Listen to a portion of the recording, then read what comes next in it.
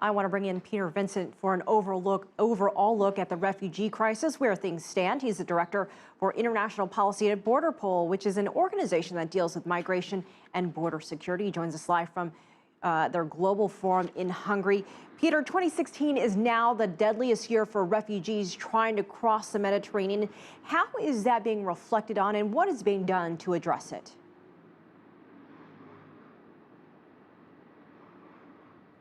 Good evening, Elaine. We have not seen this sort of movement since the end of World War II.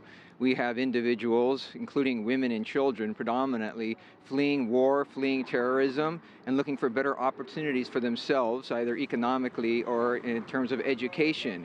Here in Budapest, we've been dealing with these particular issues, both looking for ways of dealing in a humane manner with these thousands and thousands of individuals fleeing war and terrorism and looking for opportunities, as well as trying to find ways of making sure that terrorists and human rights abusers and narco-traffickers and arms runners don't mix themselves in with these particular legitimate refugee and asylum seeker flows.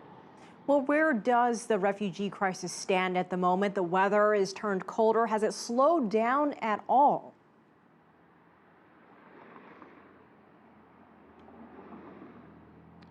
Things right now, Elaine, are particularly bad because the very good efforts by the Europeans in particular to try to create a system whereby they're able to, in an orderly and humane fashion, separate those that are simply looking for better economic opportunities from legitimate asylum seekers and refugees has created a very hardened land border situation. So tragically, what we've seen is that the refugees now are taking to the sea by crossing the Mediterranean, either through the Eastern Mediterranean route to Greece or the so-called Central Mediterranean route to Italy. That, of course, has resulted in great tragedy. 5,000 individuals, souls lost at sea trying to obtain safe haven or better opportunities in the European continent. So why has it been so difficult for keeping people from making that dangerous attempt? Why has it been difficult to save people and to police the entire process?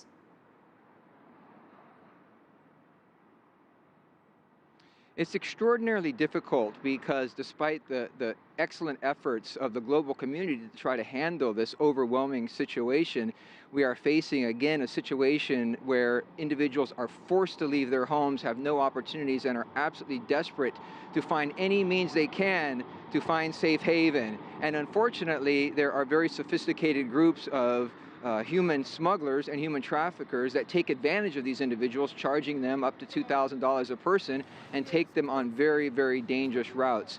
People around the world, frankly, are so desperate that they're taking these chances even with small children in their arms. And Peter, Europol admitted recently that ISIL fighters have entered the United Kingdom posing as migrants. How does this change things? Well, it changes the dynamic completely.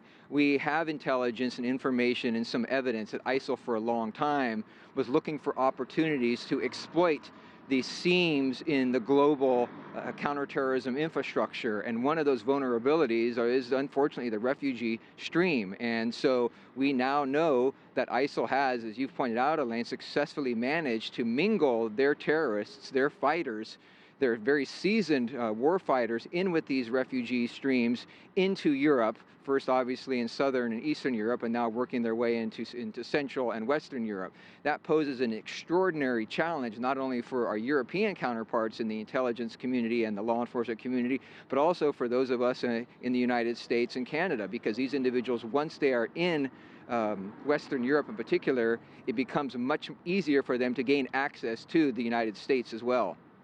All right, Peter Vincent, thanks so much for joining us from Budapest.